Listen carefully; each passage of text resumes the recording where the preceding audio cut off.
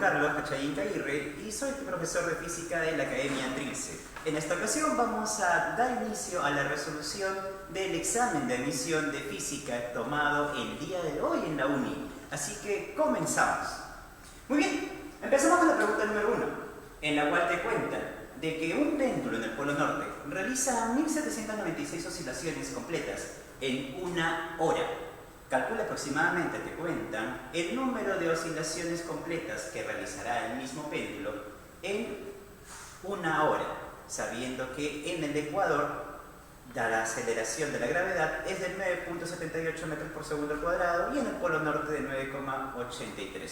Bueno, aquí simplemente te plantean dos situaciones en donde hay un péndulo simple. Tú sabes, ¿no? Un péndulo simple es aquel que simplemente pues oscila debido a la aceleración de la gravedad, la cual eventualmente la termina manteniendo en equilibrio.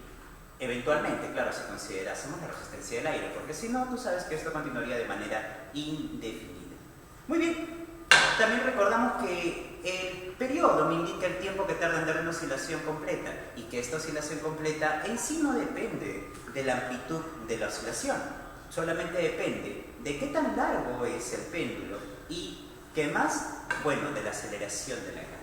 Tampoco depende de la masa, así que da igual si lo que está colgando por ahí es un simple ratón o un elefante, tú sabes muy bien que el tiempo que tarda en dar una oscilación es el mismo.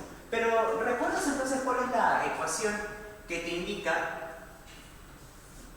cuál es el periodo? ¿Lo recuerdas?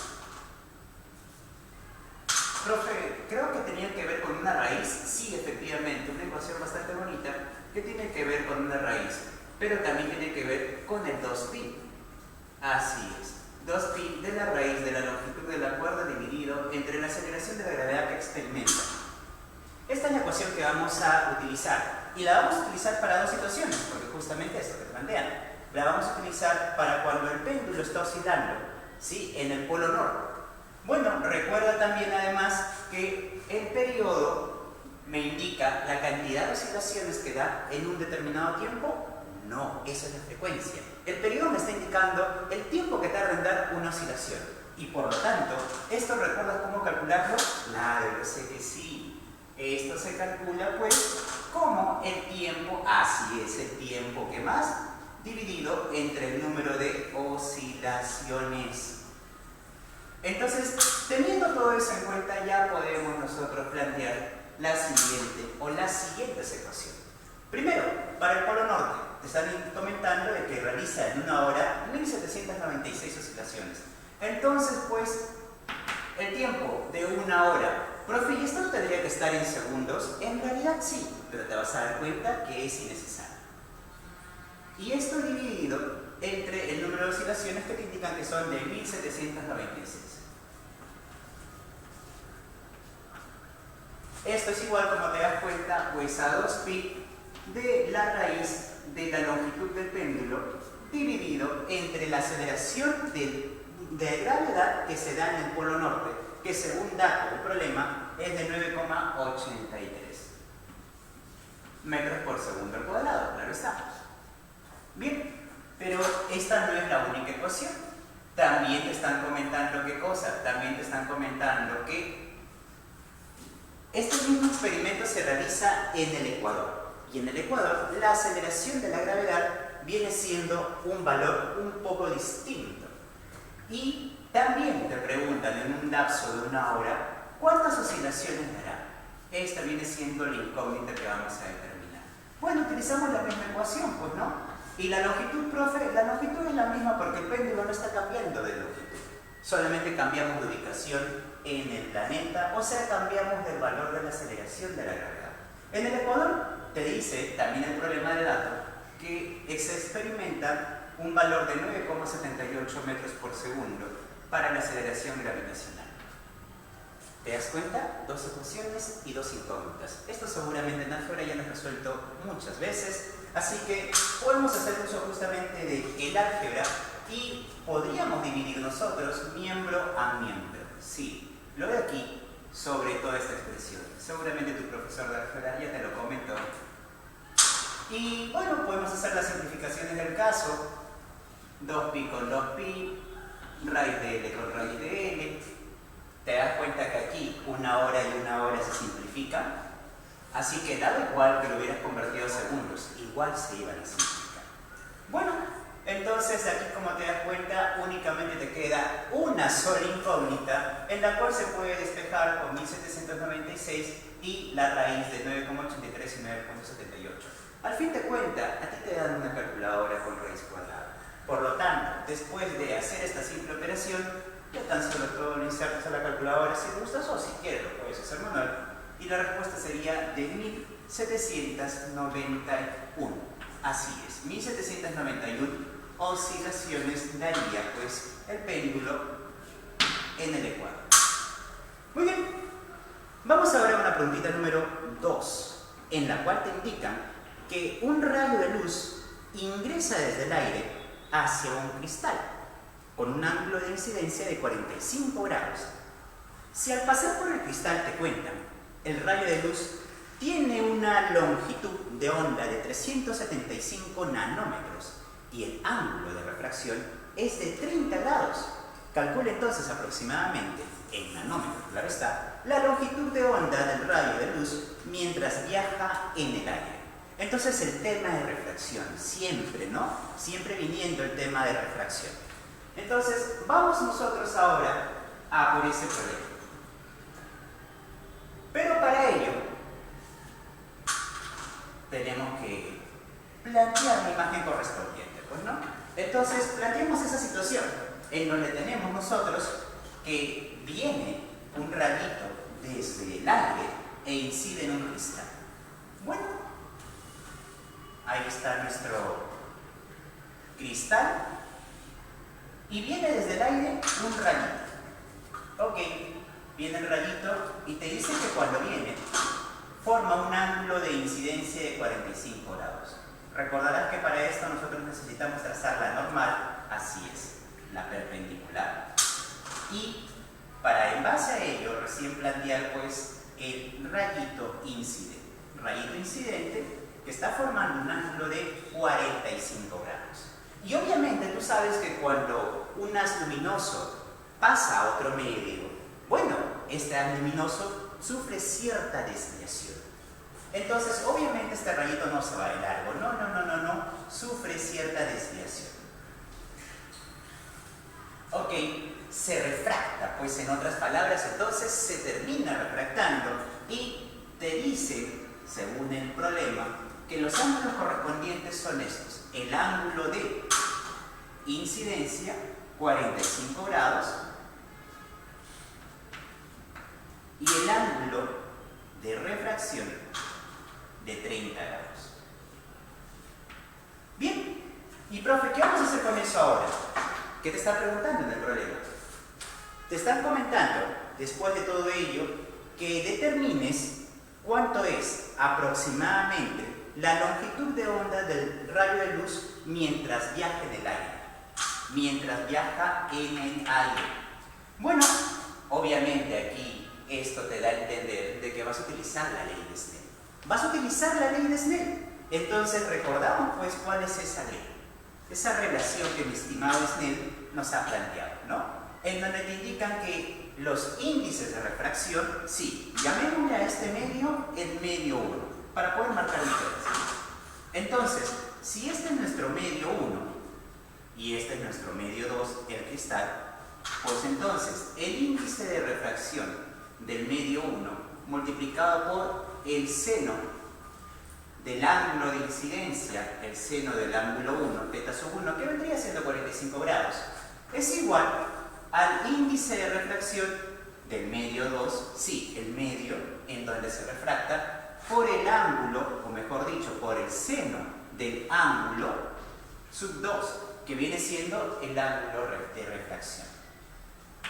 Con ello vamos a hallar una relación entre los dos índices. El índice del medio 1, que es el aire, tú ya sabes cuyo valor es 1, y el índice del medio 2, que es un cristal con índice de refracción desconocido. Bueno, no te preocupes, vamos a reemplazar, pero antes de reemplazar, recuerda que no solamente te están preguntando acerca del índice de refracción, también te están preguntando, en realidad, por la longitud de onda del rayito de luz. ¿Y qué vamos a hacer para eso? Recordamos que el índice de refracción en realidad es una comparación. Una comparación de la rapidez de la luz con la rapidez de la luz, pero no en el mismo medio, obviamente. Una comparación entre la rapidez de la luz en el vacío, cuyo valor ya lo conoces, de 3 por 10 a la 8 metros por segundo aproximadamente, comparando con la rapidez de la luz que tiene cuando viaja en dicho medio. Entonces, si reemplazamos esos valores, ¿qué cosa sería lo que tendríamos? Para el índice de refracción 1, se podría calcular dividiendo la rapidez de la luz, ¿sobre qué? Sobre la rapidez de la luz, pero ya no en el vacío, sino en el medio 1, la rapidez de la luz en el medio 1. Muy bien. Acá sí tendríamos que colocar el seno del ángulo de 45 grados, cuyo valor ya lo conoces, pues, ¿no? Por si acaso especificamos, seno de 45 grados. Y el índice de refracción 2, que vendría siendo el índice de refracción del segundo medio, este vendría siendo determinado con la rapidez de la luz dividido entre la rapidez que tiene la luz en el medio 2, multiplicado pues por el seno de 30 grados. Y no solamente eso, recordemos a qué es igual la rapidez de una onda electromagnética, porque a fin de cuentas la luz viene siendo una onda electromagnética, ¿lo recuerdas? Claro, lambda por F, longitud de onda multiplicada por la frecuencia. Esto nos da la rapidez de la luz, ya sea en cualquier medio. Entonces, si reemplazamos esos valores, pero previo a eso ya terminamos simplificando, pues, ¿no? Si te das cuenta de que por aquí tanto C se simplifica y como acá también. ¿Qué nos queda entonces por aquí? Nos queda 1 sobre lambda por F, lambda, la longitud de onda del medio 1, por la frecuencia que está llevando ese haz luminoso. Acá ya podemos estar reemplazando el seno de 45 grados, ya lo conoces, bueno, 1 sobre raíz de 2, o bueno, si quieres puedes racionalizar también. Pero por ahora lo vamos a dejar así. Aquí, la C ya hace rato fue simplificada y la rapidez en el medio 2, pues también es lambda por F. Sería el lambda, la longitud de onda del medio 2, multiplicado por la frecuencia de ese haz luminoso. El seno de 30 también ya lo conoces, está por demás. Hay un pequeño detalle. Profe, usted ahí está colocando lambda 1, lambda 2. ¿Y por qué no colocó frecuencia 1 y frecuencia 2? Porque el haz de luz, cuando atraviesa de un medio a otro, sí cambia su rapidez, cambia su longitud de onda, encima se desvía. Pero la frecuencia no cambia. La frecuencia caracteriza a ese haz luminoso. Por lo tanto, a pesar de que cambie de medio, la frecuencia es la misma. Y es por ese motivo que nosotros podemos simplificar dichas frecuencias. Aquí solamente nos quedaría reemplazar entonces la longitud de onda. Profe, a mí me están preguntando por la longitud de onda del medio 1. Sí, aquí te preguntan por dicha longitud de onda. Entonces, lambda 1, eso es lo que no conoces. Y acá es igual a 1 sobre raíz de 2. Lambda 2, esa sí la conocemos, es la longitud de onda del medio 2. Entonces sería 1 sobre 375, porque esto es el dato que te dan. Multiplicado por un medio. Como te das cuenta, una sola ecuación con una sola incógnita. De aquí despejas, obviamente, lambda 1, que es justamente la longitud de onda del medio pedido del aire, y operando ello, obtienes 530 nanómetros. Claro está, porque la otra longitud de onda también se encontraba en dicha unidad. Muy bien, vamos entonces ahora por la preguntita número 3, en donde te cuentan que un estudiante que viaja en un vagón de tren de sur a norte a 100 metros por segundo, en línea recta, observa una persona caminando por el pasillo. Tenemos un vagón de tren. Este vagón de tren está yendo en línea recta, a 100 metros por segundo. Profe, si la rapidez es constante y la dirección y sentido también lo es, Entonces, ¿podemos decir que el cuerpo presenta velocidad constante? Claro que sí, obviamente, lo presenta. Porque obviamente velocidad y rapidez no es lo mismo. No necesariamente un cuerpo cuando tiene rapidez constante va a tener velocidad constante. Y eso también lo sabes, ¿verdad? O si no, pues ven a Trilce. Bien, por aquí, ¿qué nos indica? Que el cuerpo presenta, el vagón presenta 100 metros por segundo. 100 metros por segundo, entonces el vagón se encuentra dirigiéndose de sur a norte. Supongamos que los ejes cardinales son los que vamos a plantear a continuación. Bueno, supongamos que por aquí viene el clásico norte hacia arriba y sur hacia abajo. Referencial nada más al final de todo esto. Bueno, el vagón está yendo con 100 metros por segundo. Y, ¿qué más? Te dicen por ahí que esta persona observa a otra caminando por el pasillo, también de ese mismo vagón, en dirección de sur a norte.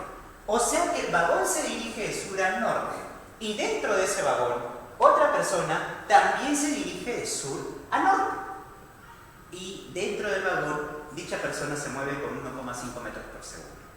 O sea, profe, hay un tren moviéndose con cierta rapidez y dentro de ese tren, dentro de ese vagón, otra persona también se está moviendo. Sí, así es. Y también de sur a norte. Profe, dime, entonces esa persona que se está moviendo con 1,5 metros por segundo, en realidad, para alguien que se encuentre en tierra, ¿se moverá con una rapidez mayor? Por supuesto, está dentro del tren, que se está moviendo a 100 metros por segundo. Pero a esa rapidez de la persona habrá que sumarle entonces la rapidez del tren, la velocidad en realidad. ¿Para qué? Para poder obtener la velocidad de esta persona respecto a alguien en tierra. Entonces, conclusión.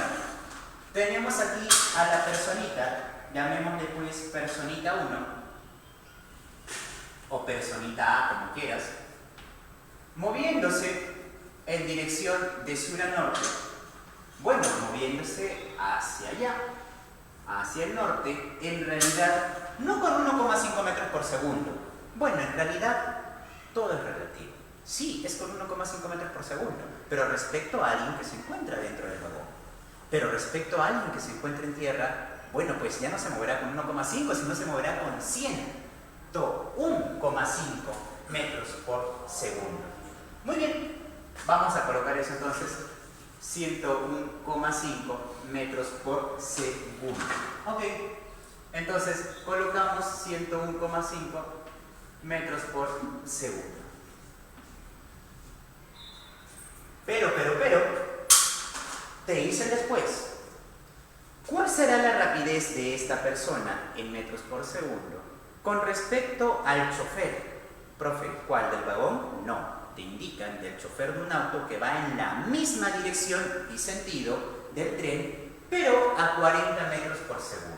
Entonces por aquí hay otra persona, un chofer, que se encuentra en un auto, dirigiéndose también de sur a norte, pero este lo hace con 40 metros por segundo. Ok. 40 metros entonces por segundo para esta persona que le hemos llamado persona B. Y te pregunta, ¿cuál es la rapidez del cuerpo A respecto al cuerpo B?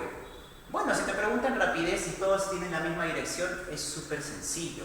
Tan solo restas estos dos y ¡san! Se acabó. Pero sin embargo, te cuento algo por aquí, algo adicional. Si estos dos cuerpos no tuvieran la misma dirección ni mucho menos sentido, pues entonces hubieras tenido que utilizar una ecuación vectorial, porque al final de cuentas las velocidades son vectoriales. Entonces la velocidad del cuerpo A respecto al cuerpo B sería la velocidad del cuerpo A menos la velocidad del cuerpo B. Movimiento relativo, mis estimados. Aquí es súper simple porque todos tienen la misma dirección y sentido, así que tan solo restamos y ya, listo, no hay nada más que hacer. Y al final de cuentas aquí solamente nos preguntan por la rapidez. Entonces lo dejamos en rapidez nada más y restamos ambos módulos, el 101,5 menos el 40. Esto nos daría, pues como ya te das cuenta, simple, 61,5 metros por segundo.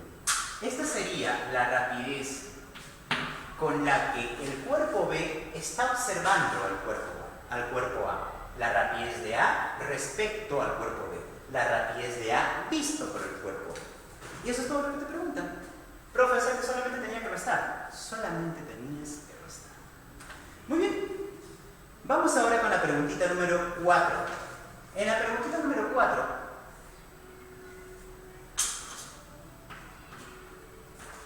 nos hablan de resistencias, ¿no? Nos plantean un circuito por ahí. Para realizar eso, vamos pues a hacer un pequeño gráfico que nos han presentado. Circuito por ahí. Planteamos ese gráfico en el cual se tienen resistencias y fuentes de energía eléctrica. Pilas, baterías, no sirve como fuentes de energía eléctrica. Bien. Entonces, el problema te cuenta lo siguiente. El problema te indica que, te cuenta que, te comenta que tenemos por aquí fuentes. Una de 3 volts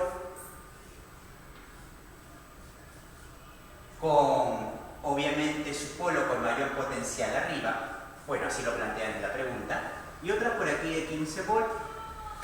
Entonces tenemos por aquí 5 volts por allá y 15 volts por allá. 5 volts y 15 volts por allá. Bien. También tenemos resistencias, resistores, ¿verdad? Tenemos por ahí unos ¿cuántos resistores? Ya. Estos resistores tienen valores de 8 ohm, los 4 que se encuentran alrededor, y este de 5 ohm. Entonces 8 ohm por aquí, 8 ohm por allá y por acá también. Y esta resistencia viene siendo de ¿cuánto? De 5 ohm. 5 ohm esta resistencia. Ahora bien, te cuentan por aquí, o te preguntan, mejor dicho, determine qué cosa, aproximadamente en amperios, la corriente que fluye a través de la resistencia de 5 ohm. Bueno, ya sabes, tenemos aquí dos mallas. Que viene a tu mente las leyes de Kirchhoff. Claro, la segunda, la ley de las mallas. Entonces, para esta simple malla, pues trazamos la corriente que por ahí circularía. Una corriente que tendría un sentido horario para esta malla, ¿verdad? Visto por nosotros. Llamémosla a esta pues corriente 1. Ahora bien, lo mismo por aquí. Sale del extremo positivo de la batería, de la pila, de la fuente eléctrica, y ya esta la llamamos corriente 2. Estas obviamente van a intersectarse en este nodo, en ese empalme, en ese punto de conexión. Y tú sabes muy bien que por la primera ley de Kirchhoff, los nodos no almacenan carga, por lo tanto, toda la corriente que ingresa a ellos también debe de salir. Bueno, pues entonces si está ingresando I1 e I2, pues ya, listo, ya está. Sacamos por aquí, por este conductor, ¿qué cosa? La suma. No nos queda de otra. Todo lo que entra tiene que ser igual a todo lo que sale. De aquí viene I1, de aquí viene I2. Necesariamente por acá, sí, por acá tiene que salir I1 más I2. Necesariamente. I1 más I2. I1 más I2. Entonces la corriente pedida es esa, I1 más I2. Claro, que después de que pase nuevamente se llega a dividir y cada uno por su cuenta, ¿no? Vuelva a ser I1, vuelva a ser I2. Perfecto. Muy bien. ¿Qué hacemos? Pues aplicamos la ley de las mallas. La segunda ley de Kirchhoff. ¿Qué nos indica la segunda ley de Kirchhoff? Bueno, que la sumatoria de la diferencia de potencial de todos estos elementos eléctricos tiene que ser igual a 0. Claro. Entonces planteamos ello. Para la primera malla, ¿de dónde comenzamos? En realidad da igual de dónde comencemos. Por ejemplo, podemos comenzar justamente ¿de dónde? Podemos comenzar del nudo, de este nodo, de este empalme. Y vamos en sentido de la corriente. Vamos en sentido de la corriente. I1 más I2 viene siendo la intensidad de corriente que circula por este resistor. Y eso se multiplica por el valor del resistor para hallar la diferencia de potencial a la que se encuentra sometido. Entonces por aquí tendríamos un I1 más I2 y todo esto multiplicando el resistor de 5. Después seguimos nuestro camino. Lo bueno es que cuando ya pasamos por acá, únicamente la corriente que circula es la corriente I1. Así que sería I1 por 8. I1 por 8. Y cuando subamos por aquí, habrá otro I1 por 8. O sea, en total, mis estimados, sería 16 por I1 o I1 por 16. Profe, ¿pero no le faltó acaso esto? Claro, la diferencia de potencial. Recuerda que cuando vas en sentido de la corriente y te topas con la cara negativa de esta pilita, de esta batería, pues entonces simplemente colocas su diferencia de potencial, pero con signo negativo. Recuerda la convención de signos. Ya está. Bueno, esto ya lo hemos considerado junto con lo de aquí, el 16I1, y llegamos al punto de partida. Y cuando ya se ha hecho todo un recorrido cerrado, la diferencia de potencial, al menos la sumatoria de todos, debería de dar 0. Y claro que tiene que ser así. Son las leyes de la física. Entonces, vamos ahora a plantear la siguiente malla. Profe, ¿y de acá no podemos sacar algo? Bueno, podríamos, pero como te das cuenta, hay dos ecuaciones y una sola incógnita. Así que todavía nos falta una ecuación adicional. Aplicamos entonces en la siguiente malla. Lo mismo, recorrido también, tal como está en el sentido de la corriente. Otra vez pasaríamos por aquí. ¿Comenzando otra vez del mismo nodo, profe? Sí, podemos comenzar del mismo nodo, no hay ningún inconveniente. Entonces, la intensidad que circula por esta resistencia de 5 ohm sería otra vez I1 más I2. Profe, para la otra malla lo mismo, ¿no? Claro. Para ambas mallas, I1 más I2, multiplicada por la resistencia de 5. Pero seguimos en este recorrido para esta otra malla. En este caso, por aquí, circularía pues la corriente. ¿Qué corriente? La corriente I2. Viene la corriente I2 con 8. Y después cuando suba vendrá con 8 también. Entonces, profe, ya de frente lo podemos sumar y decir que 16 por I2 es la diferencia de potencial aquí y acá también, en suma. Claro, porque acá sería 8 por I2, siguiendo el camino 8 por I2, o sea 16 por I2. Ahí está.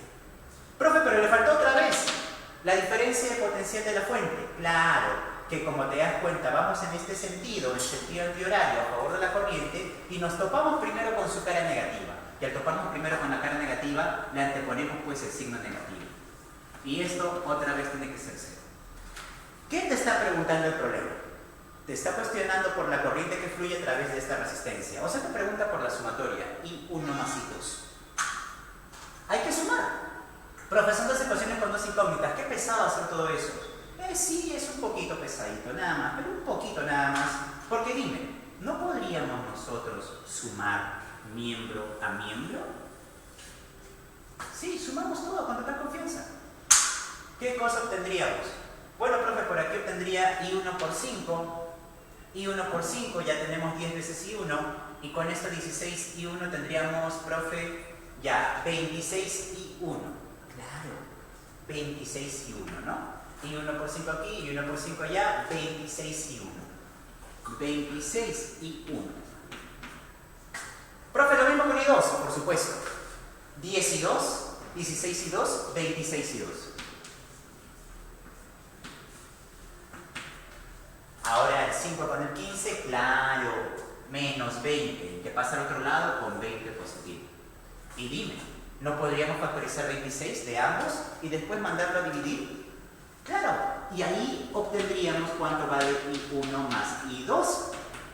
¿Y qué te estaban preguntando? La corriente que pasa por esta resistencia. O sea, te estaban preguntando I1 más I2. Divide 20 entre 26. ¿Cuánto es? Así es. 0,77 amperes. Ya está. Vamos entonces con la siguiente. Vamos con la número 5 por aquí.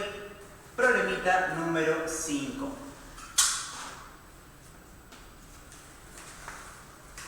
Dice por aquí. Un móvil realiza un movimiento unidimensional en dos tramos. Recorre 100 metros con MRV partiendo del reposo y luego recorre 200 metros con MRV. Entonces tenemos dos tramos para este ejemplo, dos tramos para esa preguntita. Dibujemos pues esos dos tramos por aquí. Un tramo con MRV te dicen y otro tramo con MRV. Bien, hay que marcar la diferencia entonces por aquí y por allá. Dos tramos. Ok, cada uno con determinada longitud. Bien, te está comentando la pregunta que el primer tramo es de 100 metros. El siguiente tramo es de 200 metros. ¿O no? Claro que sí. El siguiente tramo es de 200 metros. El primero con MRV, el primero con MRV y el siguiente con MRV. Perfecto. Y no solamente eso, te está diciendo que el cuerpo que partió, este cuerpo partió desde el reposo con rapidez inicial 0. Y luego de ello, ¿qué más? Te están diciendo que calcules la magnitud de la aceleración en ese primer tramo del MRV si el tiempo empleado en el segundo tramo es de 10 segundos. Bien, cuando el cuerpo empezó el tramo del MRV, porque repito, hay un tramo de MRV, permíteme colocarlo aquí, MRV, y hay un tramo de MRV. El problema que está contando que de aquí hasta acá el cuerpo tardó, ¿cuánto? 10 segundos. 10 segundos. Profe, MRV no puedo aplicar la distancia recorrida es igual a la rapidez multiplicada por el intervalo de tiempo. Por supuesto que sí. Profe, entonces solamente divido. Claro, ¿para qué más? Entonces la rapidez con la que termina aquí es de 20 metros por segundo. ¿Cómo se obtiene? Repito, simple MRV. Distancia recorrida, 200 metros. Intervalo de tiempo, 10 segundos. La rapidez es de 20 metros por segundo. Bien. Profe, entonces ahora me centro en el MRV. Por supuesto. Tú sabes que aquí el cuerpo experimenta una aceleración que obviamente va a ocasionar que la velocidad cambie. Bien, te están preguntando cuánto es el valor de esa aceleración. Pero ya lo tienes. ¿Por qué? Podemos utilizar aquí una de las 4 ecuaciones principales del MRV. Profe, una que relaciona esas 4. Claro, rapidez inicial, rapidez final, magnitud de la aceleración y distancia recorrida. Entonces, profe, ¿podría ser esta que dice rapidez final al cuadrado es igual a la rapidez inicial al cuadrado más, o tal vez menos, 2 veces la magnitud de la aceleración por la distancia? Exacto, esa puede ser, esa tiene que ser. Entonces la rapidez final es de 20 y eso tiene que estar elevado al cuadrado. Rapidez inicial 0 elevado al cuadrado. ¿Sabes que esto ya se fue? Chao. Profe, ¿más o menos? Más, porque sabes muy bien que la rapidez va a aumentar. Entonces ya colocamos simplemente más, no le colocamos nada, se sobreentiende que es posible. 2 por aquí, magnitud de la aceleración por acá y distancia de 100 metros. De aquí, ¿qué podemos obtener? Pues ya, pues opera, ¿no? Divides entre 100, 20 al cuadrado 400, entre 200, así es, tan solo 2.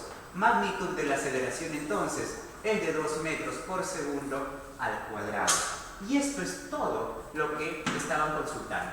Vamos ahora con la preguntita número 6.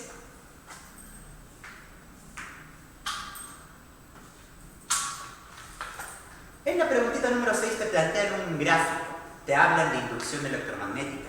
Permíteme mostrarte el gráfico que plantean para poder revisarlo. En ella te dicen, ¿sabes qué? Tienes el siguiente gráfico. Tienes un gráfico por aquí, el cual te está indicando cómo cambia el flujo magnético.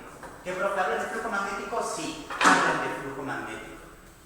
En este gráfico te dicen que se tiene el flujo magnético, que se expresa, sabes muy bien, en vuelos,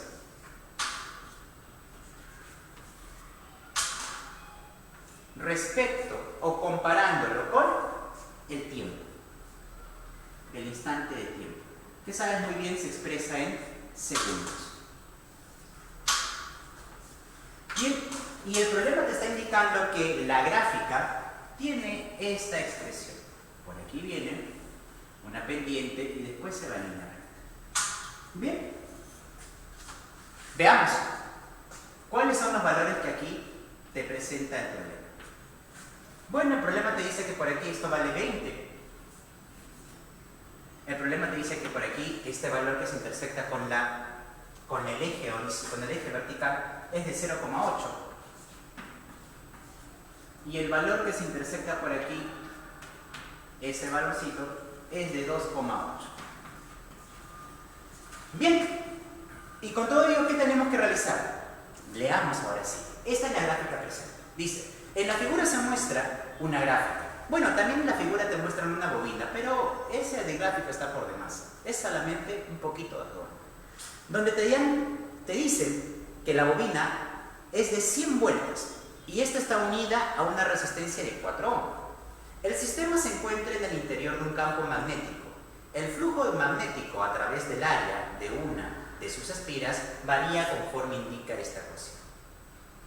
Ahora, por lo tanto, calcule la potencia en watts disipada por la resistencia durante los primeros 20 segundos. Acá están los primeros 20 segundos. Para calcular la potencia, profe, ¿puedo aplicar el PIB? Claro que sí, intensidad por voltaje, pero primero tendrías que determinar cuánto vale el voltaje. Y recuerda, el flujo, la variación de flujo magnético nos genera una corriente inducida, un voltaje inducido, un campo inducido también. Entonces, vamos a determinar ese campo, esa corriente inducida, ese voltaje inducido con la ley de Faraday. Entonces, el voltaje inducido, la FEM inducida, fuerza electromotriz inducida, recuerda que es proporcional al número de espiras multiplicada por ¿quién? Por la rapidez con la que el flujo cambia en el pasar del tiempo. Y dime, una relación, una división, ¿qué acaso no está ligada con la pendiente de una gráfica? Por supuesto, la pendiente de esta gráfica, flujo versus tiempo, te da justamente la rapidez con la que cambia. Bueno, profe, entonces saquemos la pendiente. Claro, saquemos la pendiente de una vez. Entonces, ¿qué cosa es lo que tendríamos por aquí? Claro, este valorcito. Profe, vale 2. Perfecto, esto vale 2. Eso vale 2. Ya, con 2 y acá el cateto adyacente, 20. ¿Ya está? Por lo tanto, la FEM inducida, voltaje inducido, es el número de espiras que te dan de dato 100 vueltas, 100 espiras, multiplicada por la rapidez con la que cambia el flujo. La variación de flujo, 2, y esto corresponde para un intervalo de tiempo de 20 segundos. Bueno, de aquí entonces nosotros, como te das cuenta, podemos determinar la fuerza electromotriz inducida, el voltaje inducido, tan solo de 10 volts. Profe, ¿qué es el problema? No, no quiere el problema, porque te están preguntando por la potencia. Recuerda, profe, entonces PIB. Claro, puedes utilizar PIB si gustas, pero te das cuenta que no tienes la intensidad. Lo que tienes es el voltaje y la resistencia. Profe, entonces, ¿qué hago? Recuerda la ley de Ohm. En la ley de Ohm puedes apoyarte para deducir otra ecuación para la potencia. Una que va así, voltaje cuadrado con respecto a la resistencia. Entonces simplemente reemplazamos en ella. Voltaje 10. Y esto está al cuadrado dividido entre la resistencia, que te la dan de dato, y es de 4. Entonces resuelves esto y la resistencia, siendo 4, genera un voltaje de 25 watts. Esta sería entonces la potencia. Muy bien, mis estimados, entonces esperamos un momentito para poder continuar con esta transmisión. ¿Estás en quinta secundaria y quieres ingresar a la uni a la primera? Estos son los cursos que veremos en el ciclo escolar y en UNI. Aritmética, álgebra, trigonometría, geometría, razonamiento matemático, razonamiento verbal, química y física. Estos son los cursos que la UNI incluye en su examen de admisión en la modalidad IEN. Inscríbete y logra tus objetivos con nosotros. Trilce Academia, tu mejor opción.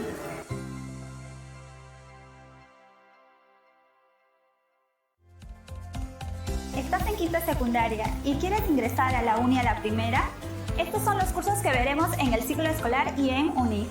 Aritmética, álgebra, trigonometría, geometría, razonamiento matemático, razonamiento verbal, química y física. Estos son los cursos que la UNI incluye en su examen de admisión en la modalidad IEN. Inscríbete y logra tus objetivos con nosotros. Trilce Academia, tu mejor opción.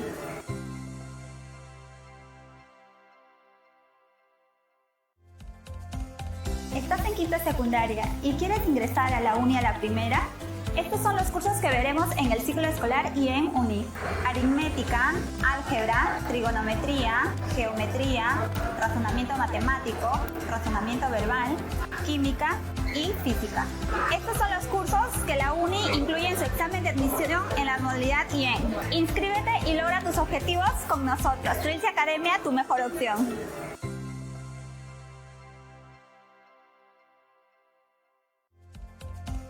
¿Estás en quinta secundaria y quieres ingresar a la UNI a la primera? Estos son los cursos que veremos en el ciclo escolar y en UNI. Aritmética, álgebra, trigonometría, geometría, razonamiento matemático, razonamiento verbal, química y física.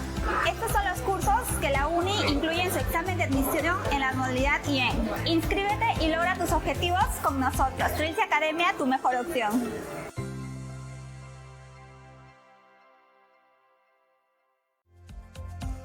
¿Estás en quinta secundaria y quieres ingresar a la UNI a la primera? Estos son los cursos que veremos en el ciclo escolar y en UNI. Aritmética, álgebra, trigonometría, geometría, razonamiento matemático, razonamiento verbal, química y física. Estos son los cursos que la UNI incluye en su examen de admisión en la modalidad IEN. Inscríbete y logra tus objetivos con nosotros. Trilce Academia, tu mejor opción.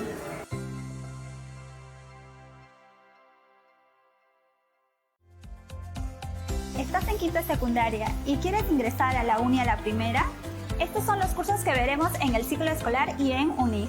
Aritmética, álgebra, trigonometría, geometría, razonamiento matemático, razonamiento verbal, química y física. Estos son los cursos que la UNI incluye en su examen de admisión en la modalidad IEN. Inscríbete y logra tus objetivos con nosotros. Trilce Academia, tu mejor opción.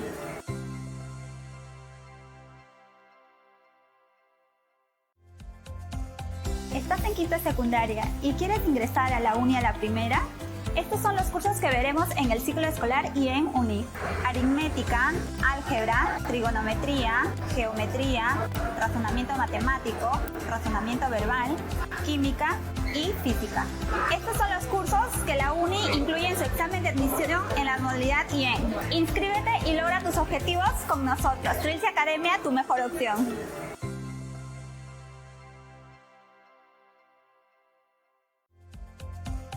¿Estás en quinta secundaria y quieres ingresar a la UNI a la primera? Estos son los cursos que veremos en el ciclo escolar y en UNI. Aritmética, álgebra, trigonometría, geometría, razonamiento matemático, razonamiento verbal, química y física. Estos son los cursos que la UNI incluye en su examen de admisión en la modalidad IEN. Inscríbete y logra tus objetivos con nosotros. Trilce Academia, tu mejor opción.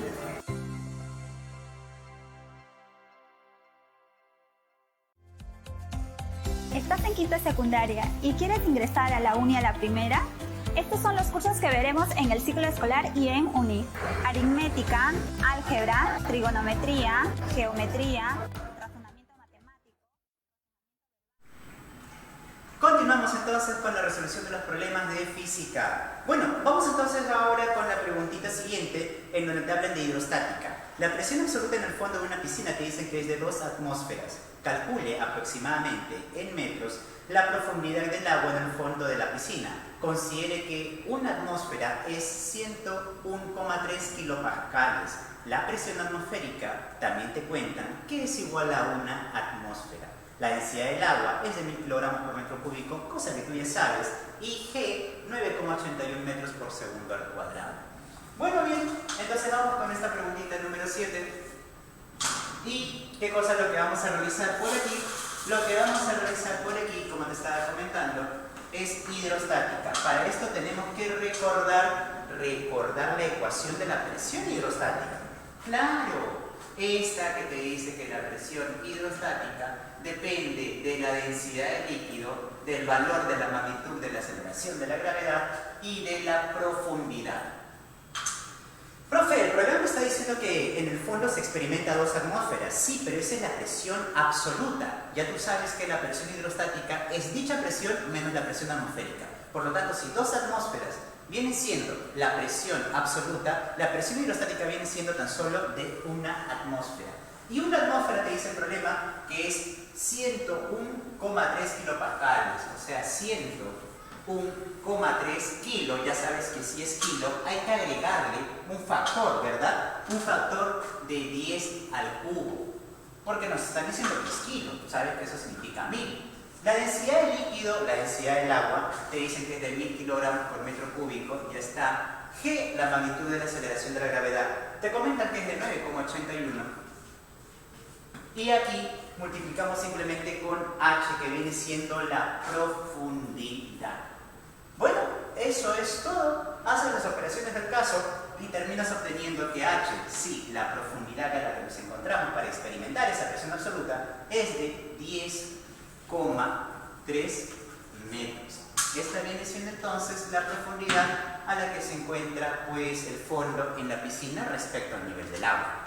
Muy bien. Vamos ahora con otra preguntita, variando un poco. Ahora chequemos algo de conductividad térmica. Te dicen en la siguiente pregunta, para variar un poco, preguntita número 9, te cuentan que el flujo de calor H a través de una varilla metálica de longitud L que se encuentra entre 2 fuentes térmicas cuyas temperaturas permanecen constantes es 80 joules por segundo. Si ahora se reemplaza la varilla por otra del mismo material y del mismo volumen, pero con el doble de longitud, determina el flujo de calor también en joules por segundo a través de la nueva varilla. Bueno, recordamos entonces nosotros que el flujo de calor se determina con la ecuación siguiente. Te cuentan que H, el flujo de calor, va a depender de una propiedad del material llamada conductividad térmica. También va a depender del área en contacto y esto también a su vez va a depender de la variación de la temperatura. Y es a la vez inversamente proporcional a la distancia que se encuentra entre las dos fuentes. El problema te está comentando que para cierta distancia L, cierta área A y cierta variación de temperatura que se mantiene constante, la conductividad térmica es de 80. 80 es para K, A, delta de T, o sea, variación en la temperatura, diferencia de temperaturas, y la distancia, que el problema le ha llamado simplemente L. Ok, ahora bien, eso es para el primer caso.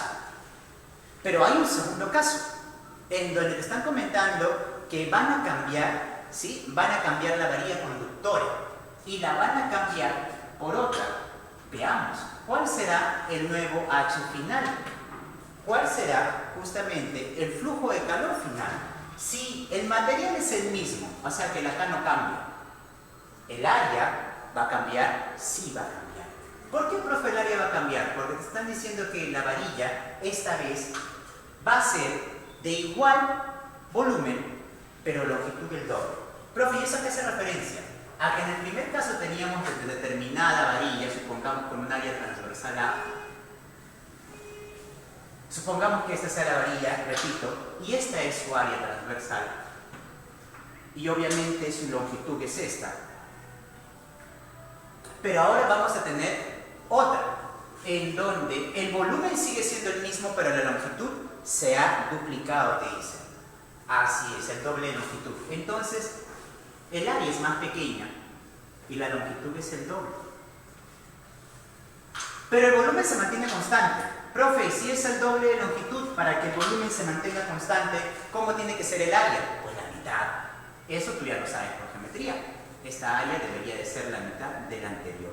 Entonces simplemente reemplazamos, pues no, en A medios. A medios. Delta de t no ha cambiado, te dice el problema. Y la longitud también se ha duplicado. Como te das cuenta, la conductividad final, ¿sí? El flujo de calor final, termina siendo el mismo que el anterior, solamente que dividido entre un factor de 4. O sea que viene siendo 80 dividido por 4. Conclusión, el flujo final tan solo viene siendo de 20. 20 joules por segundo. Esto sería todo. Y por último, toquemos movimiento circunferencial uniformemente variado.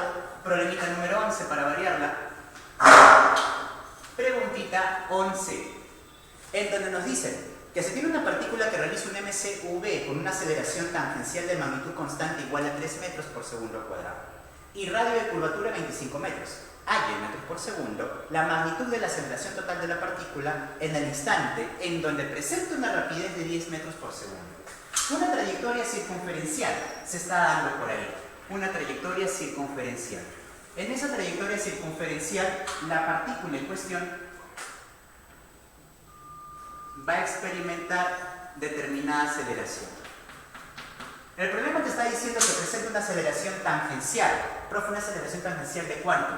Bueno, el problema te indica que la aceleración tangencial que experimenta es de 3 metros por segundo al cuadrado. Pero esta partícula que se está moviendo, como te das cuenta, en una trayectoria circunferencial, también tiene rapidez, obviamente que tiene rapidez, y la rapidez que presenta es de 10 metros por segundo. Y en ese instante, obviamente, como toda trayectoria circunferencial, no solamente tendrá aceleración tangencial, sino también tendrá una aceleración que apunta al centro. Sí, aquella responsable de cambiar la dirección a la rapidez, perdón, a la velocidad. Muchos creen que cuando el cuerpo da vueltas y vueltas con la misma rapidez, su velocidad es constante. Saben muy bien que no es así, porque su dirección está cambiando. Si la dirección cambia, la velocidad ya cambió, por más que la magnitud sea la misma. Entonces, la responsable de cambiar la velocidad de dirección es justamente la aceleración centrípeta. ¿Y cuánto vale esta aceleración centrípeta? El valor de la aceleración centrípeta se puede determinar con la siguiente ecuación. La magnitud de la aceleración centrípeta, recuerda, rapidez al cuadrado dividido entre el radio. Entonces, al reemplazar los datos, la magnitud de la aceleración centrípeta sería rapidez 10 al cuadrado dividido entre el radio, que por cierto te lo han dado de dato y es de 25. Conclusión, la magnitud de la aceleración centrípeta es de 4 metros por segundo al cuadrado. Profe, ¿y eso qué tiene que ver? Bueno, que si él vale 4 metros por segundo al cuadrado, ¿cuánto será su aceleración total? Profe, ¿cómo calculo la aceleración total? La aceleración total, recuerda, es la suma de las aceleraciones. Profe, 4 más 3, 7, obviamente que no. Las aceleraciones son vectoriales, por lo tanto hay que tener en cuenta la dirección. Profe, si forman 90 grados, claro, si forman 90 grados, entonces la aceleración sabes muy bien que se va a calcular tan solo con sumatoria de vectores. Si se forman 90 grados, Pitágoras para los módulos. Entonces, la magnitud de la aceleración, 3, 4, claro, 5 metros por segundo al cuadrado. Bueno, mis estimados, eso es todo por el día de hoy, eso es todo por ahora, ya nos estamos viendo en otra ocasión. Hasta luego, cuídate mucho y gracias por estar ahí. Nos vemos, chao, chao.